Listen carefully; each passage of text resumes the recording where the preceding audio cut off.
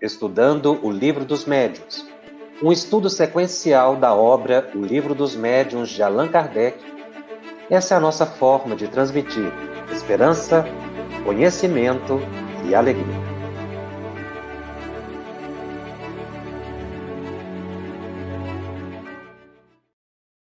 Olá, minhas amigas e meus amigos.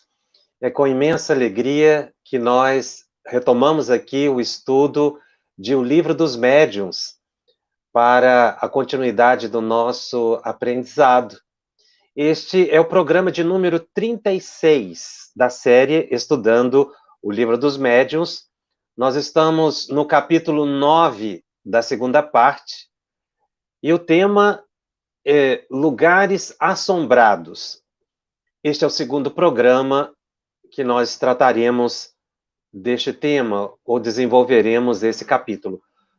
No programa anterior, nós fizemos referência ao item 132 de O Livro dos Médiuns, quando Allan Kardec diz das manifestações espontâneas que acontecem e sempre aconteceram em todos os tempos, e que a presença ou a intenção de alguns espíritos se apresentarem ou darem mostras ostensivas de sua presença em certos lugares, deu a ideia de que existem lugares mal assombrados.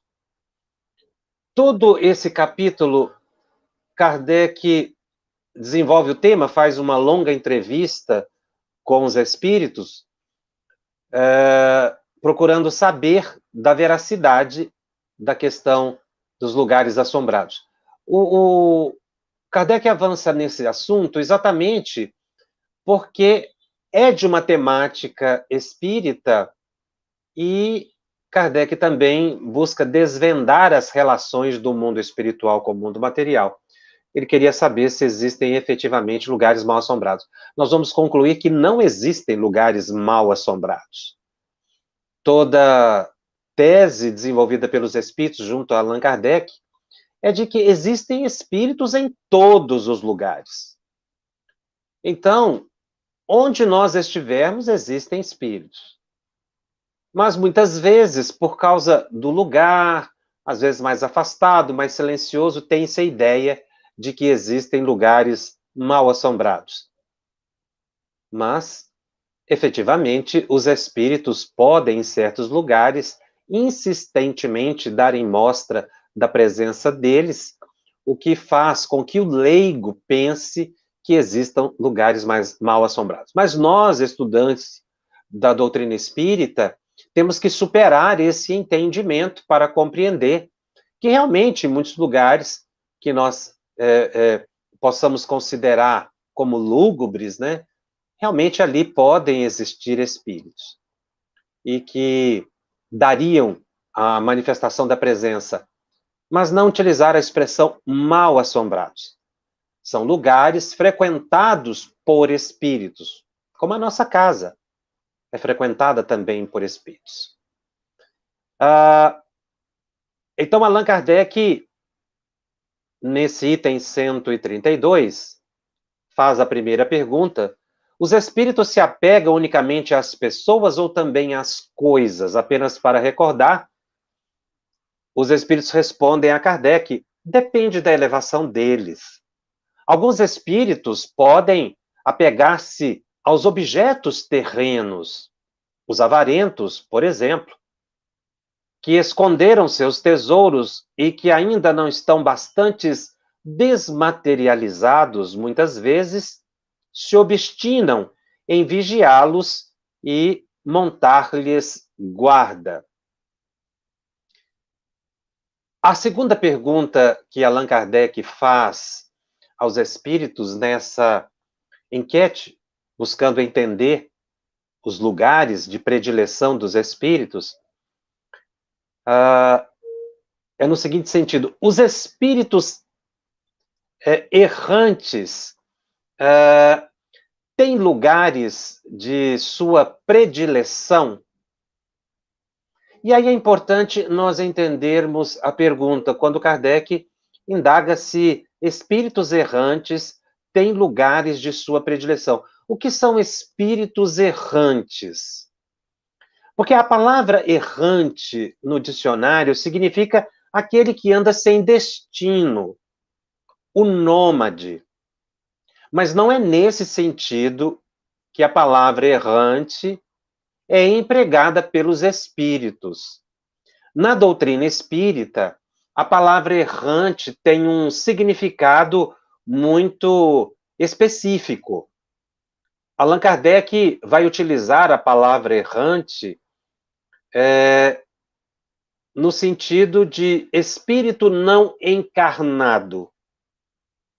Na introdução de O Livro dos Espíritos, é que ele define a palavra, ou como a palavra será empregada nos postulados espíritas, na doutrina espírita.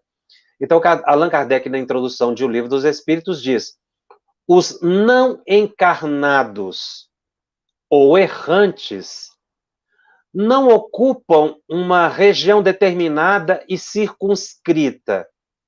Estão por toda parte, no espaço e ao nosso lado, vendo-nos e acotovelando-nos de contínuo. E aí ele está se referindo a toda a população invisível que se move em torno de nós. Allan Kardec, ainda na introdução de O Livro dos Espíritos, utiliza uma expressão estado de erraticidade. E aí, lá na questão 225, para entender esse estado de erraticidade, na questão 225 de O Livro dos Espíritos, ele indaga: a erraticidade é por si só um sinal de inferioridade dos espíritos? Então ele queria saber se os espíritos errantes, ou aqueles não encarnados, seriam espíritos inferiores. E os espíritos respondem a Kardec que não, porquanto há espíritos errantes de todos os graus. Na questão 226, ainda de O Livro dos Espíritos, Allan Kardec pergunta: poder-se-á dizer que são errantes todos os espíritos que não estão encarnados? E os espíritos respondem que sim, com relação aos que tenham de reencarnar. Não são errantes, porém, os espíritos puros, os que chegaram à perfeição. Esses se encontram no seu estado definitivo. Então, veja bem, a palavra errante significa espírito fora do corpo físico, não encarnado, desencarnado. Todos os espíritos que estão fora do corpo físico e que poderão vir a reencarnar é designado genericamente por espíritos errantes. Então, estado de erraticidade é aquele tempo que o espírito passa no mundo espiritual antes de uma nova reencarnação. Qualquer espírito. Espírito superior, espírito inferior, espírito bom, espírito mau. Qualquer espírito. À exceção dos espíritos puros, que é o que Allan Kardec obtém como orientação ou resposta em O Livro dos Espíritos. Então, se o espírito vai reencarnar, ele é chamado de errante. Embora na introdução aqui de O Livro dos Espíritos diga que eles não ocupam a região determinada e circunscrita, nós vamos encontrar na literatura mediúnica informação de que existem cidades espirituais, várias regiões em que abrigam espíritos inferiores ou espíritos superiores, como umbral e colônias espíritas elevadas.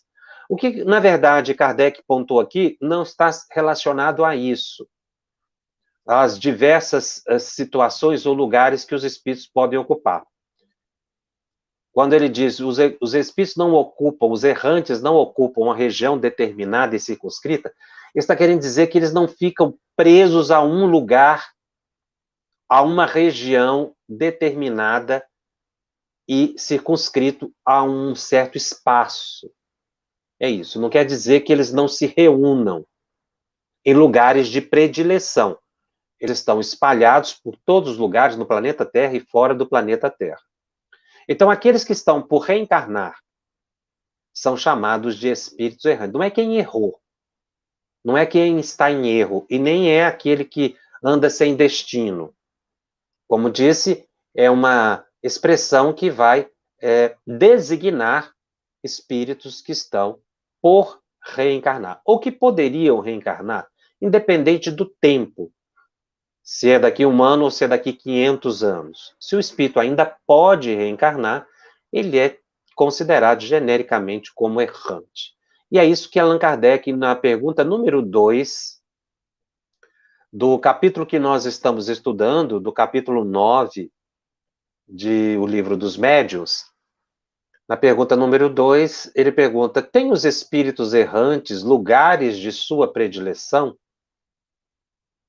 É mais ou menos a pergunta que nós já estudamos em O Livro dos Espíritos agora rapidamente. E os espíritos respondem a Kardec. O princípio ainda aqui é o mesmo. Os espíritos que já não se acham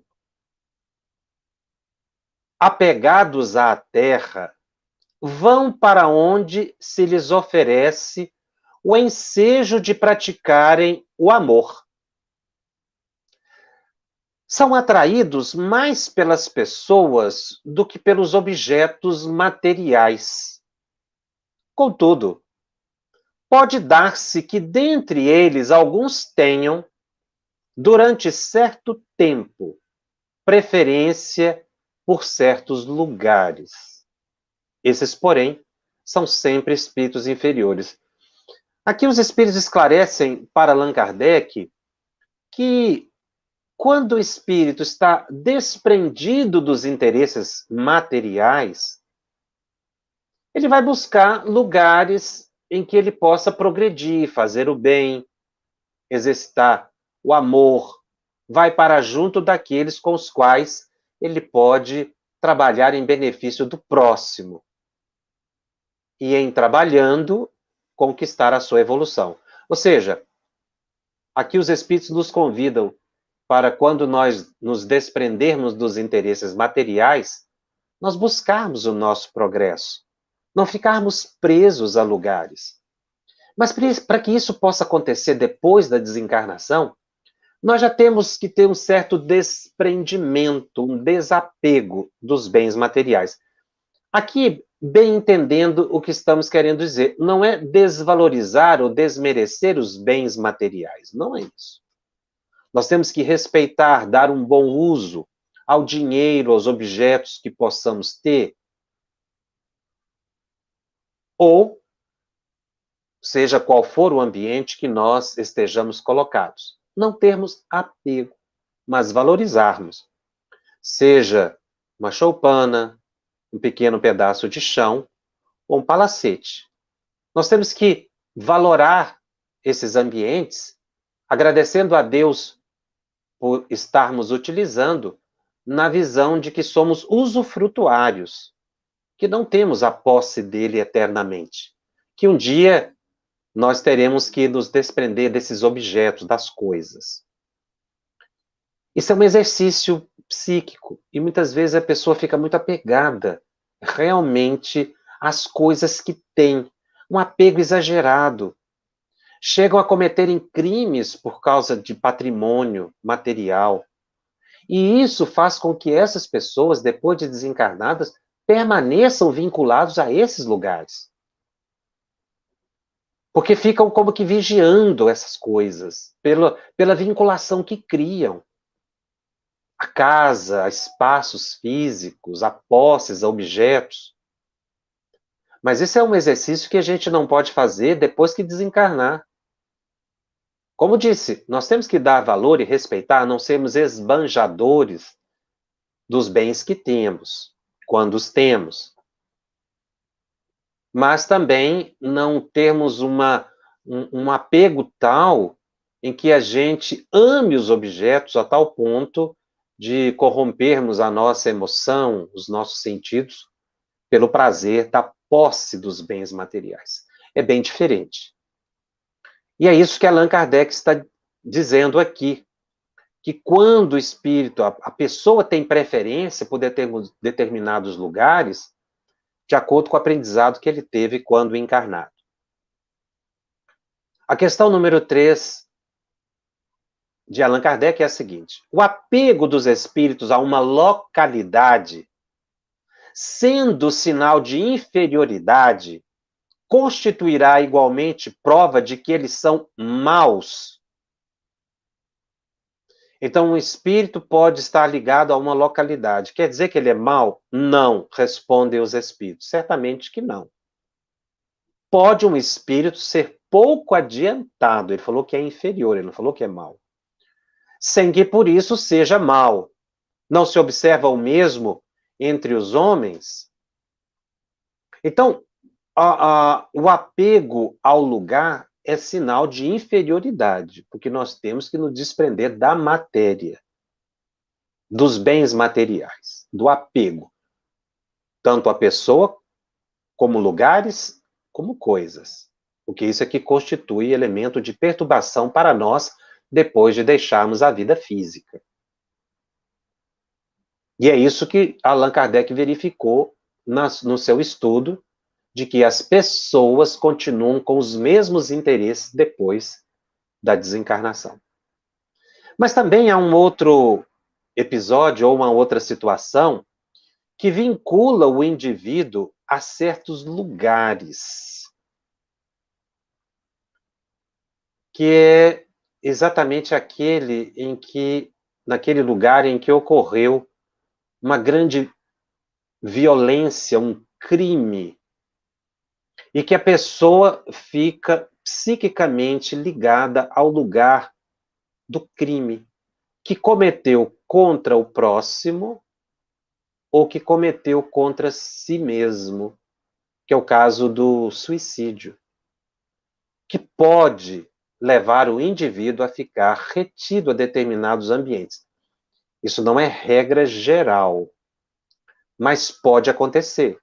Nós temos notícia de muitos suicidas que são levados para colônias espirituais, como bem relata Ivone do Amaral Pereira no livro Memórias do Suicida.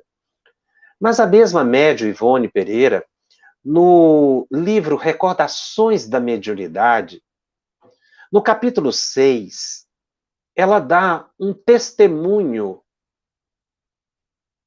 ela intitula inclusive o capítulo Testemunho, dessa situação de um espírito que fica apegado no lugar e que médiuns podem perceber. Então, esse episódio da vida dela é muito ilustrativo para o nosso tema, exatamente porque ela vivenciou um episódio que ela considerou como um testemunho da sua mediunidade. Nós vamos ler alguns trechos e convidamos a todos para ler com cuidado e estudar esse capítulo. Ela começa a narrativa mais ou menos assim. Até hoje, não sou realmente capaz de me explicar a verdadeira razão pela qual, no mês de junho de 1935, me vi desembarcando na estação da antiga estrada de ferro Leopoldina Highway, na cidade fluminense de Petrópolis. Ela diz que teve necessidade de se hospedar na casa de amigos na cidade de Petrópolis. E ela descreve exatamente esse tempo que ela passou. Ela continua dizendo: a residência que me deveria hospedar localizava-se num bairro sombrio e afastado do centro urbano, nas proximidades de um convento da Ordem das Carmelitas e de um seminário da Ordem de São Vicente de Paulo, o que envolvia a casa em perenes sugestões de melancolia. A casa fora construída por um operário alemão e que, por motivos financeiros, mais tarde se suicidara no sótão. O chalé era antigo E a casa era pintada de branco e vermelho. A casa toda de madeira lembrava as edificações alemãs e suíças. Ivone continua narrando, dizendo assim: apesar do estilo atraente da casa, considerei aquele lugar verdadeiramente lúgubre. E ao penetrar na casa, que ficava nesse terreno isolado, rodeada de sombras, assim que adentrei, eu tive uma forte sensação de angústia, de aflição, que me constringiu de tal modo o coração que eu regressaria imediatamente ao meu antigo domicílio, se as circunstâncias que eu então vivia me houvessem permitido. Logo na primeira noite ali passada, não pude conciliar o sono, não consegui repousar, porque prenderam-me a atenção gemidos continuados e estertores indefiníveis, murmúrios confusos, sem que eu pudesse compreender. Eu ouvia como que alguém que pretendesse falar alguma coisa claramente, mas a palavra era arrastada e eu não conseguia entender. Eu percebi pancadas no assoalho, como se algo insistisse em bater pesada e surdamente nas tábuas, de tal modo incompreensível. Aquilo perturbou-me a noite inteira. O ruído, diz Ivone, provindo do mundo invisível, é muito mais impressionante do que a visão e senti-me chocada. Ainda hoje, prefiro ver os espíritos, qualquer que seja a sua categoria, do que ouvir os ruídos que são capazes de produzir. Os sons, provindos do além, são muito diferentes dos conhecidos na Terra. São como que difusos pelo ar, cavos, surdos, ocos. Esses ruídos impressionaram profundamente Ivone Pereira e ela não conseguiu conciliar o sono e nem repousar. Logo pela manhã, ela foi informar aos proprietários da casa, aqueles que estavam hospedando-a, para saber se eles tinham observado algum fenômeno espiritual no lugar, e eles disseram que não, nunca tinham ouvido falar daquilo, nunca perceberam nada. Era a primeira vez que eles tinham informação de que naquela casa poderia estar acontecendo alguma coisa. E, na verdade, eles não deram muita importância, e Ivone ficou sem condições de relatar o que realmente estava acontecendo com ela. Só que, durante todo o dia e à noite, sobretudo quando ela relaxava para descansar, aqueles ruídos continuavam, aquela sensação de angústia permaneceu, sem que ela pudesse saber por que ela estava passando por aquilo. Foi então que ela tomou a decisão de retomar os estudos de O Evangelho segundo o Espiritismo. Ela disse que se entregou a esse velho hábito e, sobretudo, às preces do capítulo 28, das preces que se encontram no Evangelho segundo o Espiritismo, que ela, desde a infância, fazia com muito respeito e com muito fervor. Ela disse que abriu o Evangelho segundo o Espiritismo ao acaso e saiu o capítulo O Cristo Consolador. Ela lia o capítulo Cristo Consolador não como mensagens, mas como verdadeiras preces, para que ela pudesse se manter equilibrada naquele ambiente que estava afetando-a profundamente. Ela disse que passou a definhar A saúde dela ficou comprometida. Ela passou a sentir dores de cabeça constante. Ela não conseguia dormir à noite. A pressão arterial caiu e ela verificou que a saúde estava sendo muito abalada. Ela não conseguiu comprar medicamentos e nem procurar um médico. Ela disse que não tinha dinheiro para procurar um médico, mas estava extremamente enfraquecida. A única coisa que ela conseguia fazer era fluidificar a água. Ela pedia aos benfeitores espirituais que colocassem ali o medicamento. E ela tomava com muita fé. Foi então que ela resolveu, depois de mais ou menos 2 meses, visitar o sótão. Quando ela penetrou o sótão, ela sentiu o corpo gelar. Ela sentiu uma influência contundente e começou a chorar copiosamente, sem saber por que chorava. Ela não viu nada.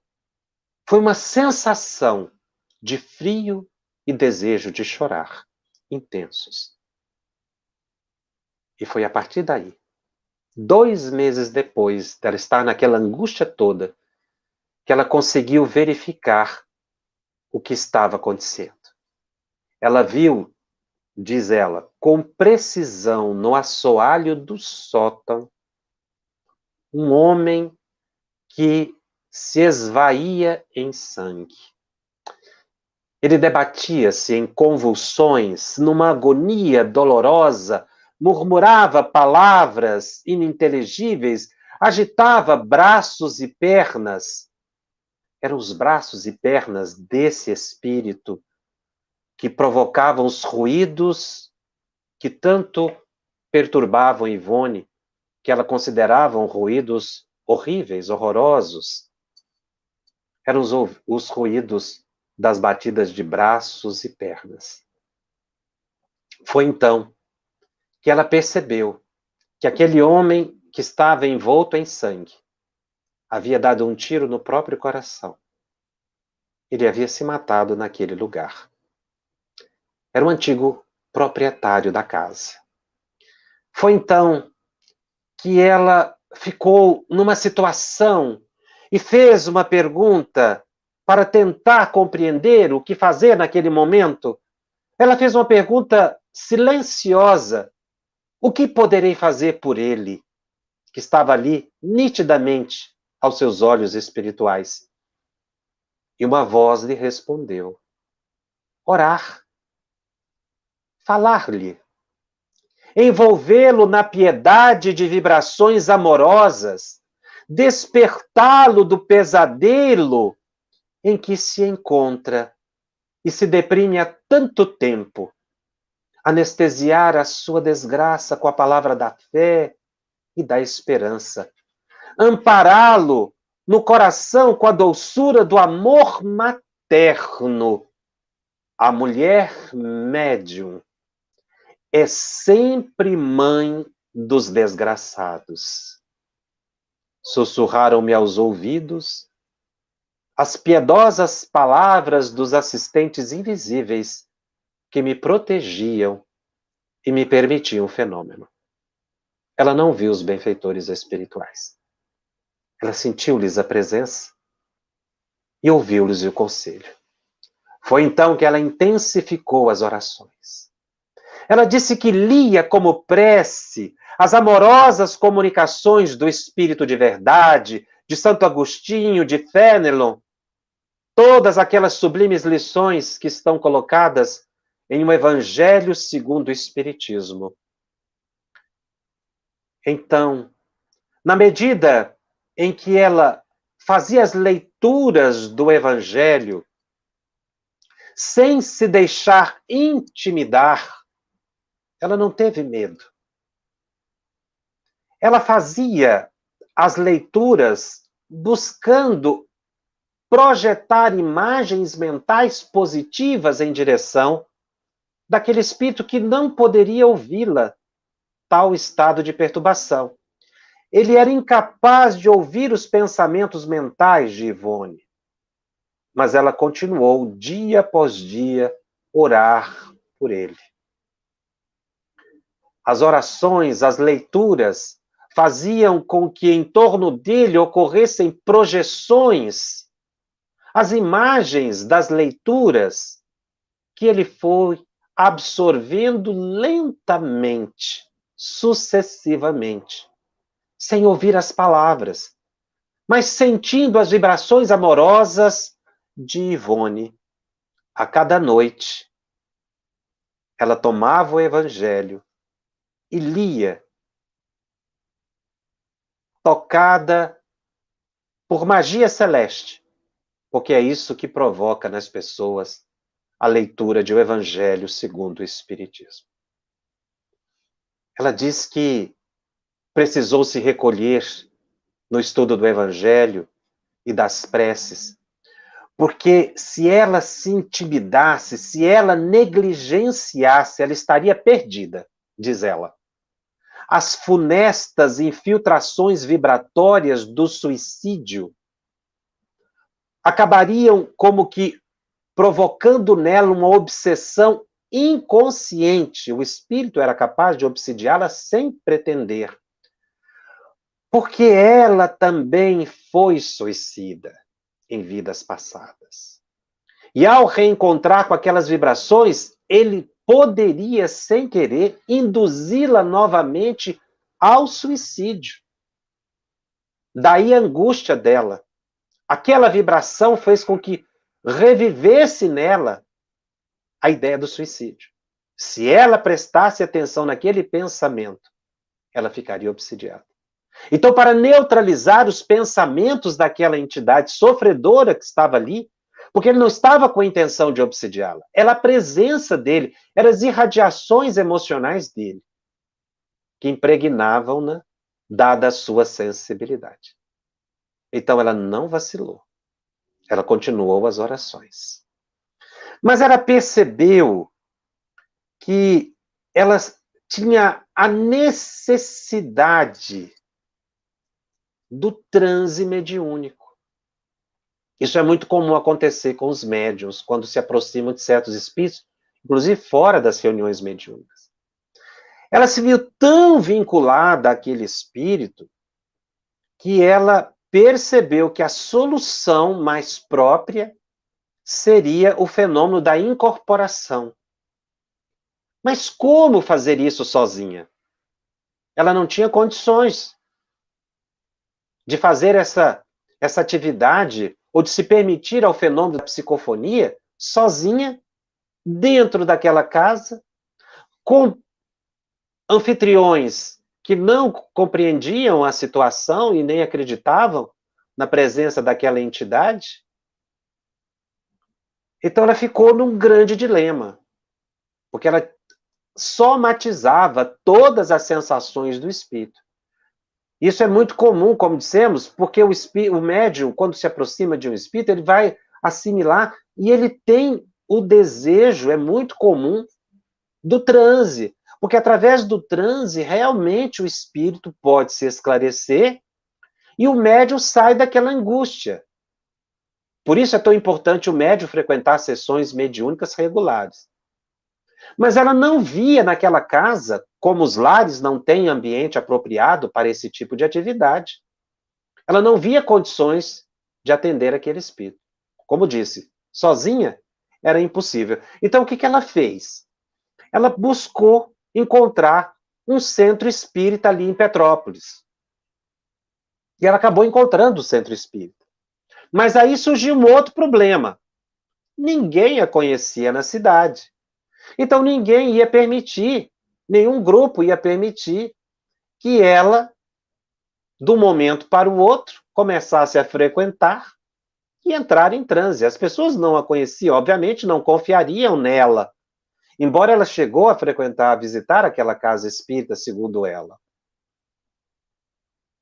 E outra dificuldade também foi de que o centro espírita ficava numa posição da cidade muito distante da casa em que ela estava hospedada.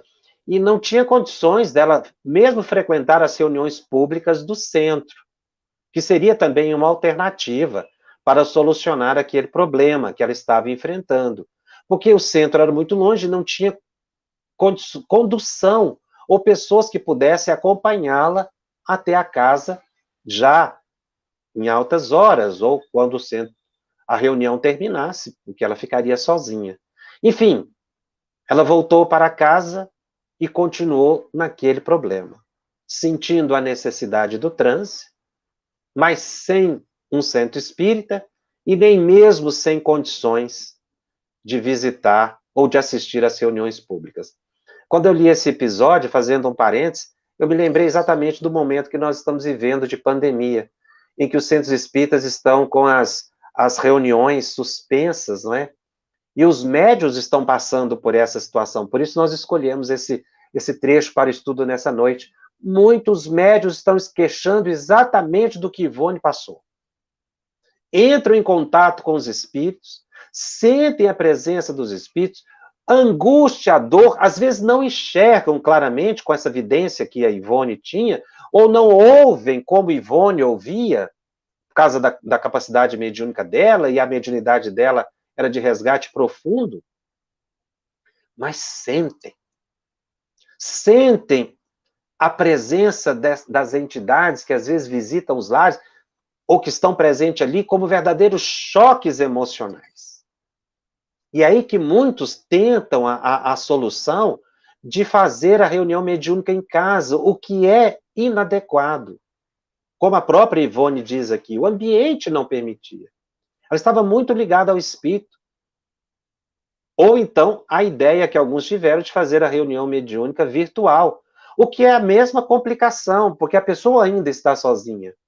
Uma médium como ela, sonâmbula, diante de um aparelho celular ou de um computador, teria uma crise e poderia, inclusive, ter um surto, agravando mais a sintonia com o espírito e chegar ao suicídio.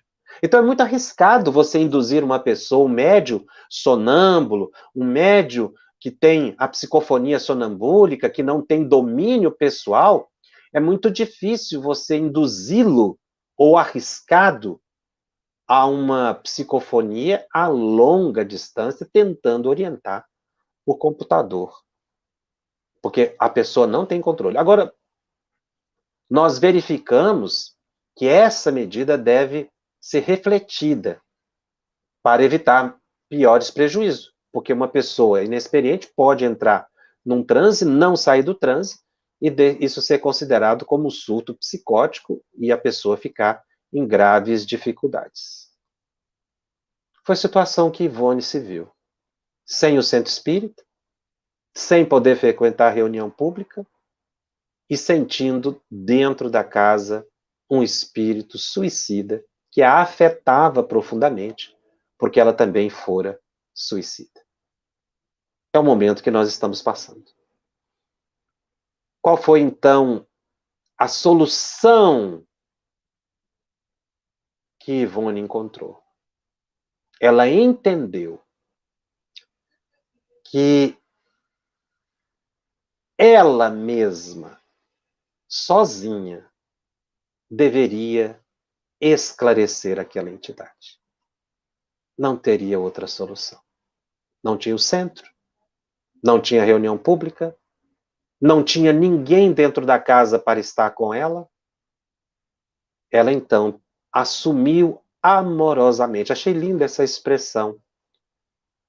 As mulheres médiuns são sempre mãe dos desgraçados. E ela assumiu essa tarefa maternalmente. Ela continuou diariamente a ler os capítulos do Evangelho segundo o Espiritismo, como preces, para que aquele espírito pudesse captar-lhe o pensamento, porque ele era incapaz de ouvir. E assim o fez, durante longo tempo, sucessivamente, resistindo ao assédio, tendo paciência, tendo tolerância, cuidando da própria emoção, porque se ela vacilasse, ela poderia ser induzida ao suicídio, poderia entrar num estado de gravidade de saúde, ela estava enfraquecendo porque perde fluido ectoplasmático médio nessa categoria. Mas ela não viu outra alternativa. Ela teria que consolar aquele espírito. Era um compromisso dela.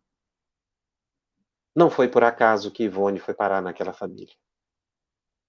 Foi aí que ela tomou o Evangelho, segundo o Espiritismo, como o grande remédio da alma. E realmente o é. Não existe milagre para solucionar problemas como esse. Não é o transe, sozinho, não é a reunião mediúnica em casa, não se pode ir ao centro. É a tarefa de amor que o médium deve exercer. Porque quando se lê o Evangelho segundo o Espiritismo, e não precisa ler em voz alta, é pelo pensamento.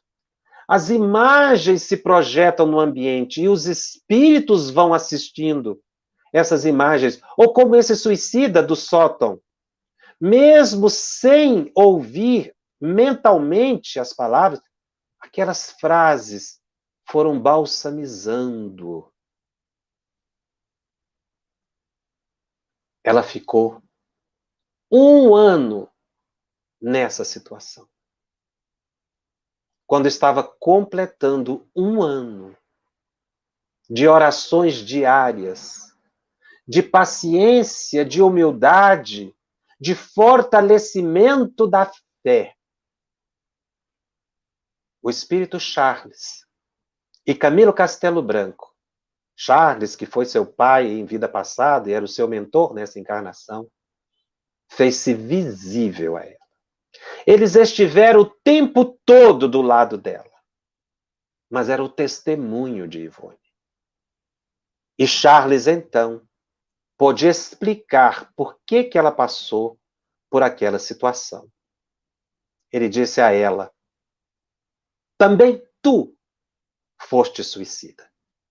E como tal, muito fizeste sofrer a outrem, mesmo aqueles que te procuraram socorrer como espírito.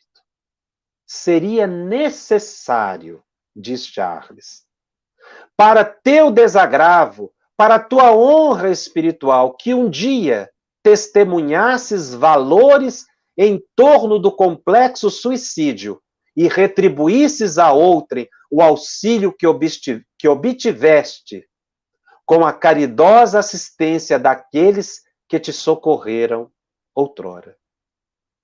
Tu faliste. Pela falta de fé em ti mesma e no poder de Deus.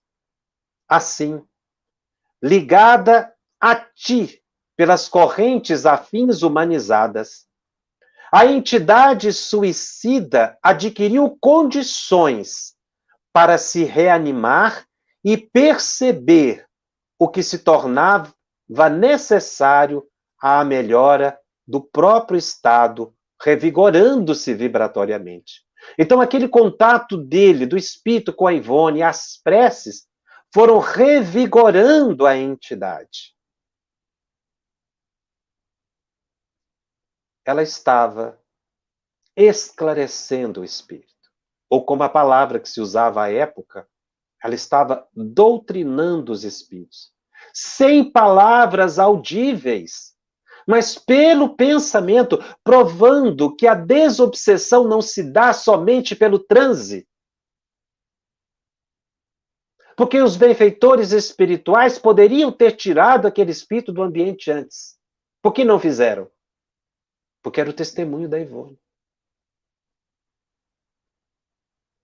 Mostrando que o transe não é sempre necessário, mas são necessárias as preces, a vigilância do médium, a mudança de comportamento, para que o processo desobsessivo se desfaça. Muitos médiuns reclamam de assédios obsessivos. O que fazer? Não há milagre. É leitura do Evangelho, é oração diária, é fé, é paciência, é tolerância. Porque assim, diz Charles a Ivone, como doses homeopáticas, vai se suavizando a dor daquela entidade. Não só do suicida, porque aqui deu-se um exemplo do suicida, mas também dos grandes perseguidores, das almas que odeiam, daqueles espíritos que às vezes acompanham o médium porque são ociosos, porque encontram a brecha psíquica no médium, a fissura moral, o vício, e que começam a rodear o médium, e o médium começa a ter esse assédio, e invigilantemente cai na indução obsessiva. É por isso que todo médium deve ter a atenção com os pensamentos para perceber a origem das emoções. Ivone foi logo percebendo a origem daquelas emoções. Mas se o médium for atento, ele vai perceber também que aquilo não é originário dele. E não é expulsar o espírito, não é mandar embora. É orar. Porque através da oração, evangeliza-se o médium, evangeliza-se o espírito. E aí ocorre a verdadeira desobsessão. Que no caso de Ivone, o espírito, somente depois desses anos todos, teve um pouco de paz, de equilíbrio, e ele pôde ser retirado do ambiente, porque ele estava tão fixado na casa que ele construiu, e cometeu o crime ali por problemas financeiros, que ele não conseguia desvincular, ele nem percebia. Ele ainda estava vendo o sangue esvair do corpo, em estado convulsivo, debatendo, com a mente perturbada. Veja o valor da oração. O valor da fé em Jesus.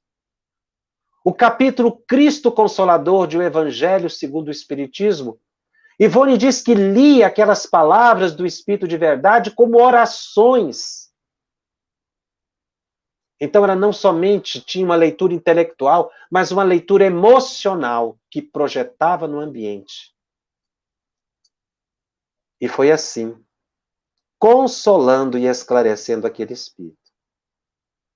Ela diz que somente depois que o espírito foi retirado do ambiente, daquele lugar da casa que ele tanto amava, que ela teve condições de também encontrar um outro local para se hospedar e deixar a famosa Petrópolis.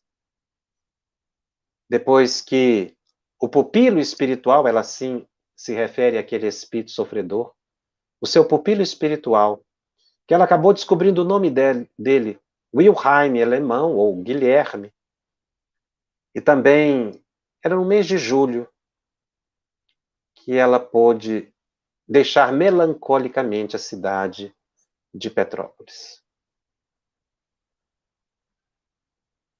É uma reflexão para todos nós médiuns do que é uma desobsessão com Jesus, da importância da vigilância que todos nós devemos ter, da oração diária, transformadora de comportamento. Quantos médiuns estão queixando nesse tempo da pandemia a ausência na reunião mediúnica? Agora é a hora da transformação interior. Agora é a hora de fazer com que o nosso lar seja um templo consagrado ao amor, não com manifestações ostensivas, mas com essas orações que são efetivas para o socorro dos espíritos sofredores. Como nós falamos muito do Evangelho segundo o Espiritismo, no programa de hoje eu trouxe uma fala, uma prece de Emmanuel. Emmanuel, quando o livro O Evangelho segundo o Espiritismo completou 100 anos, ele publicou um livro, através de Chico, homenageando o centenário de O Evangelho segundo o Espiritismo. Nesse livro, chamado Livro da Esperança, ele chama o Evangelho segundo o Espiritismo de O Livro da Esperança. Ele faz uma oração de gratidão ao Evangelho. Emmanuel diz assim: obrigado, Senhor, agradecendo pelo livro. não somente por nós, que devemos a essas páginas as mais belas aspirações na tarefa do cristianismo redivivo, mas também por aqueles que se transfigurariam, por aqueles que as transfigurariam em bússola salvadora, nos labirintos da obsessão e da delinquência. Pelos que as abraçaram, quais âncoras de apoio em caliginosas noites de tentação e desespero. Por aqueles que as consultaram nos dias de aflição e desalento, aceitando-lhes as diretrizes seguras nas veredas da provação regenerativa. Te agradecemos, Senhor, pelos que as transformaram, as palavras do Evangelho, em bálsamos de conforto e paciência nos momentos de angústia. Pelos que ouviram junto delas o teu pedido de oração e de amor a bem dos inimigos, esquecendo as afrontas que lhes retalharam os corações. Senhor, diz Emmanuel, te agradecemos, o Evangelho segundo o Espiritismo, por aqueles que apertaram esse livro bendito de encontro ao peito, para não tombarem asfixiados pelo pranto da saudade e da desolação à frente da morte. E por todos aqueles outros que aprenderam com elas a viver e confiar, servir e desencarnar, bendizendo-te o nome. Ó Jesus, no luminoso centenário de o Evangelho segundo o Espiritismo, em vão tentamos articular diante de ti a nossa gratidão jubilosa. Permite, pois, que agradeçamos em prece a tua abnegação tutelar e enlevados ante o livro sublime que te revive a presença entre nós. Deixa que te possamos repetir humildes e reverentes. Obrigado, Senhor. É a gratidão de Emmanuel por esse livro bendito, que foi a salvaguarda de Ivone Pereira. Ela diz que escreveu essa história 26 anos depois do ocorrido, para mostrar para nós a importância da oração, do testemunho, da paciência que todo médium deve ter, do valor maternal que devemos acolher os espíritos que sofrem, não censurá-los, não expulsá-los, orar por eles.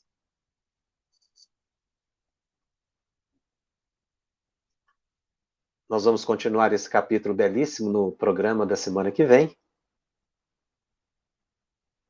E tocados ainda pela emoção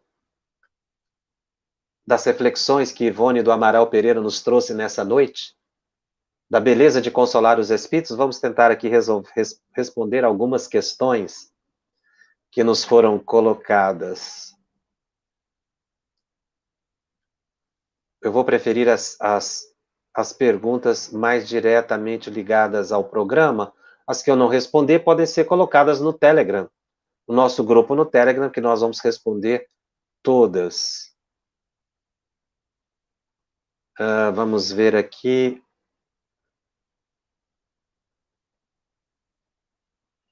A Gisela Marinho. Dona Ivone ouvia os sons do espírito suicida por ter já vivido semelhante situação ou por ser ela médium? Ela era médium audiente, clara e audiente. Ela ouvia porque ela é médium clara e audiente. Tá? Na verdade, ela perceber o espírito naquela condição chocou, não em função da faculdade mediúnica, mas pelo problema da reencarnação, e como ela disse, ela teve que ficar vigilante porque o espírito, pelas irradiações dele, poderiam induzir lá o suicídio. O espírito poderia obsediá-la inconscientemente. Ele seria um obsessor inconsciente. Ele estaria obsidiando sem querer. Mas ela ouvia pela faculdade mediúnica e não por ter sido suicida. A Célia pergunta, tenho uma dúvida, o ectoplasma emanado pelo médium de efeito físico é o seu fluido vital? Nós temos no corpo um conjunto de fluidos que nós vamos nominando conforme a sua função. O ectoplasma é uma parte desse fluido, no qual contém também fluido vital. Ele não é todo o fluido vital do médium, porque se tirar o fluido vital do médium, ele desencarna. Então, ele exterioriza o fluido vital, o ectoplasma, não é? Que é o fluido animalizado. Ectoplasma é uma expressão que foi designada depois, não por Kardec, mas que ele contém sim fluido vital, por isso desgasta tanto os médiuns de efeito físico. A Dalva nos pergunta, não só aqueles que têm a mediunidade ostensiva, mas todos nós podemos agir como Ivone em relação aos nossos desafetos, que muitas vezes nos acompanham? É exatamente isso, Dalva, que nós procuramos trazer no programa de hoje. Independente da gente ter vidência, clarividência, clareaudiência, ou ser médium psicofônico, vamos orar o Evangelho. Isso não é uma atitude mística, é terapia, é terapêutico.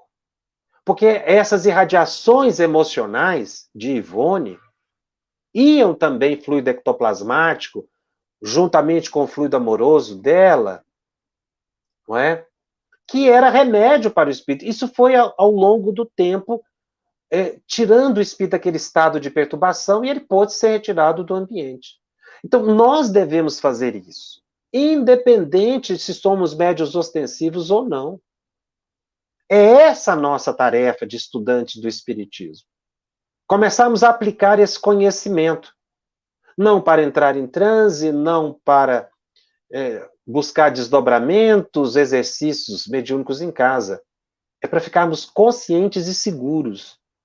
E essa consciência é dada pelo Evangelho segundo o Espiritismo. É claro que quando terminar a pandemia, nós vamos voltar ao centro espírita, às reuniões mediúnicas, mas nós nunca podemos abandonar esse hábito da oração. Esse hábito de leitura do Evangelho, Chico Xavier também tinha. Ele disse que era o livro que ele carregava no bolso.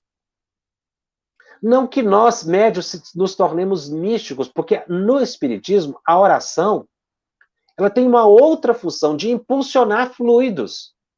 E pelo nosso desejo, a gente transforma o fluido em medicamento, que pode fluidificar a água que a gente bebe, que alguém bebe. Isso nós podemos fazer, sem problema. Não vamos entrar em transe por causa disso.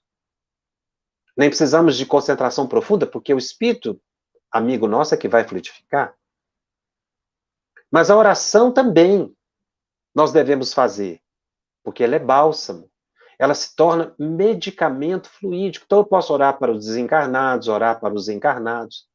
Nós trouxemos a reflexão do Evangelho exatamente para que a gente, nesse período de grande isolamento social, nós possamos ter um alento, confiança e fé no futuro.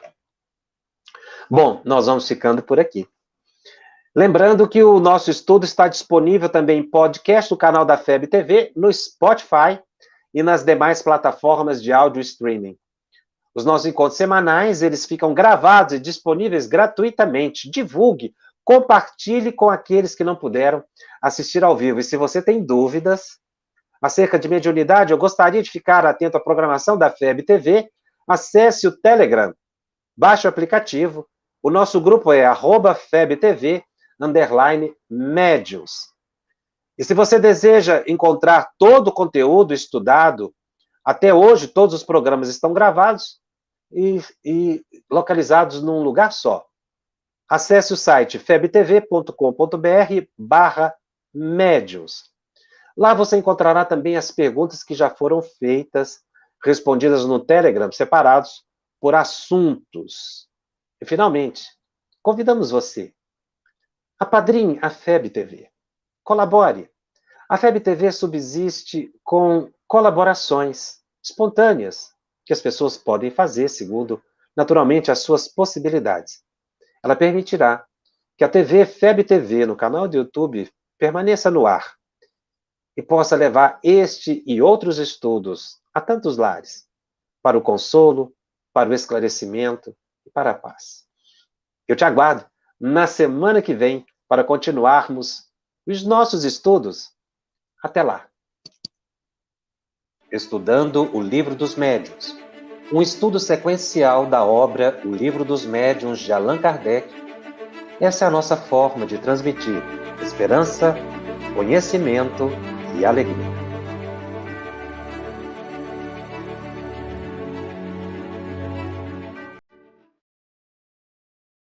2020, sem sombra de dúvidas, foi um ano totalmente desafiador para todos nós e também para todas as instituições do mundo, e não foi diferente com todo o movimento espírita. Mas graças à FEB TV, os nossos congressos virtuais, webinários e muitas palestras e grupos de estudos chegaram às nossas casas, através dos nossos smartphones, tablets, computadores ou na tela da nossa TV. Por isso estou aqui para agradecer a você, que tem ajudado há mais de 2 anos a FEB TV estar no ar, trazendo aos nossos corações o consolo dessa doutrina tão balsâmica. Parabéns à FEB TV, parabéns a todos que fazem esse movimento fantástico e a você que tem contribuído com tudo isso. FEB TV, com você em todos os momentos.